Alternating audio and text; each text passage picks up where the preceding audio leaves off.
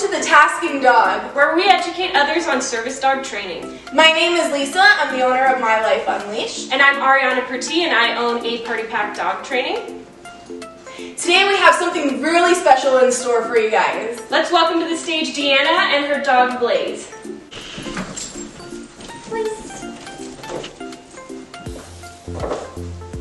Hey guys, I'm Deanna. I'm here with my favorite trainers here. And I'm with Blaze. This is my service dog. He was actually trained by Party Pack, Ariana herself. Okay, so my first question is, how do I know if a service dog is right for me and my lifestyle? You know, Deanna, it's a really great question because service dogs are trained to do so many different things and mitigate so many types of disabilities.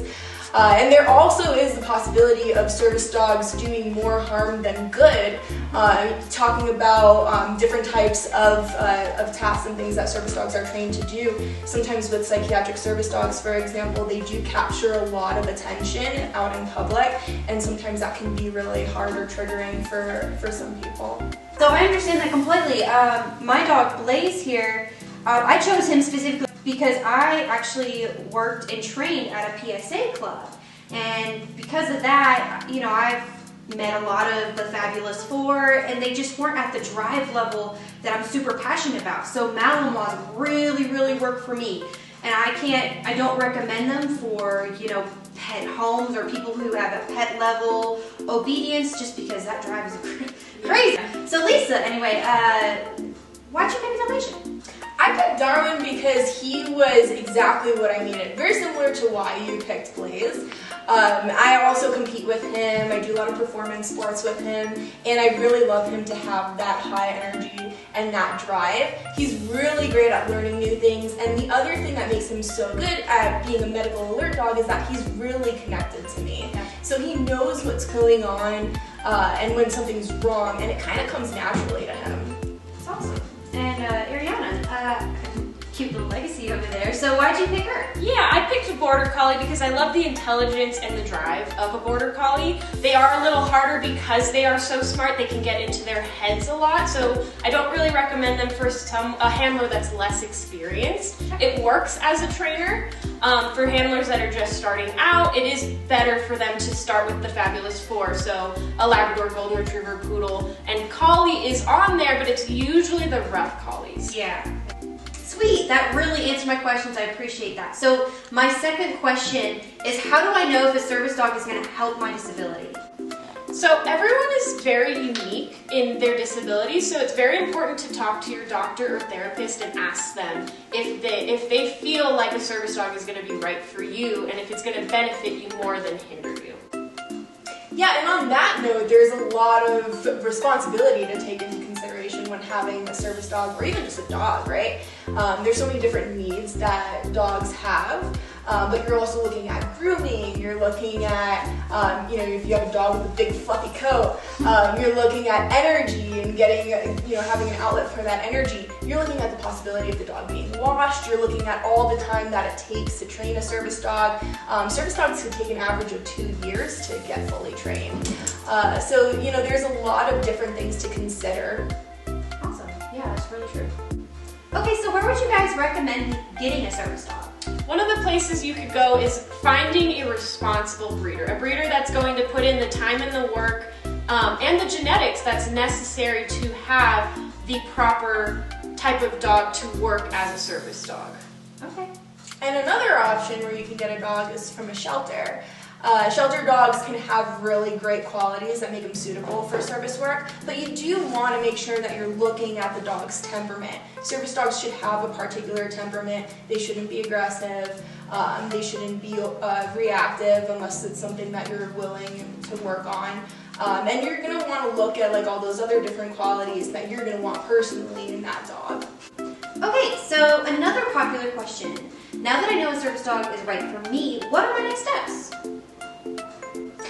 Well, one of the things that you really want to consider is ADA law. So ADA is Americans with Disabilities Act, and ADA doesn't necessarily require a specific certification or specific training, but you do want to make sure that you have a dog that is truly going to help work with your disability and help mitigate it and behave out in public. There are certain things that you're going to want from your service dog. For example, when you go to a restaurant, you're going to hope that they behave and not make it hard for you to be out in that restaurant.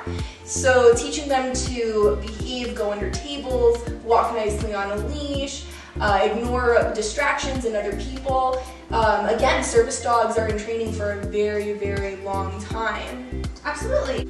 I'm so glad you brought up the ADA. That is extremely important. So the next thing I wanted to ask is, how do I teach the dog the things you mentioned? So you can use 3 different types of ways to train your dog, right? So you can independently train the dog yourself if you have that kind of experience. A lot of handlers do not. So the other options are to go to a program-based training place where they have an entire program that's for training dogs for service dog work. Or you can go to people like me and Lisa who are independent trainers that can customize everything completely to that handler specifically.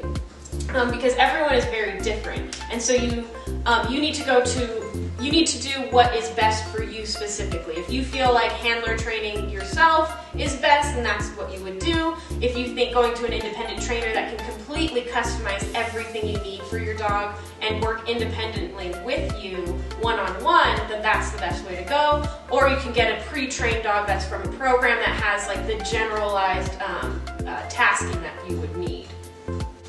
Now that we're on the topic of training, so when it comes to tasks, what should I start with? That's so important to work on just simply bonding with your dog.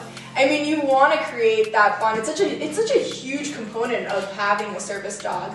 To take the time to just play with your dog, get yourselves acquainted with each other, have fun with each other. You definitely want your service dog to enjoy the job that they're doing. The other thing that I tell a lot of my clients is behaviors that are kind of seen as like nuisance behaviors. Jumping, pulling, pawing, things like that. Sometimes those are behaviors that are annoying and we try to correct them early on. But sometimes those are things that you want your service dog to do later on. You might want them to do forward momentum. You might want them to take you to an exit and do some guide work. You might want them to paw at you when they need to alert you of something. So it's really important to think about how you want to address behaviors like that as well. And another thing to touch on is you can't really expect one dog to do all the tasks for you. Very true. Like for example, my 2 dogs here, Legacy's very good at alerting for anxiety. She's very good at deep pressure therapy. Even her coat, just the softness of her coat is very calming to the touch. Fury over here is very good for forward momentum. She's great for blocking because she's intimidating, so people don't want to touch her like they do with a fluffy dog like Legacy. Another great thing she's good at is holding things, retrieving things, grabbing medication, all these things, because she has a lot, like a more stable mouth that she can use versus Legacy's very soft mouth. So you can't really expect one dog to do it all, and sometimes it is important to be able to split your tasks into 2 different types of dogs. Great examples. So you're going to want to prioritize the tasks that you're going to need the most as well. Darwin, for example, when I get a migraine and he starts to kind of nose me and lick my face, I want to take that and do something with it. So I start stuff like that really early on. If the dog's offering me a particular behavior, I'm going to run with that. Another important factor is the different varieties of different gear that you can use to help your disability.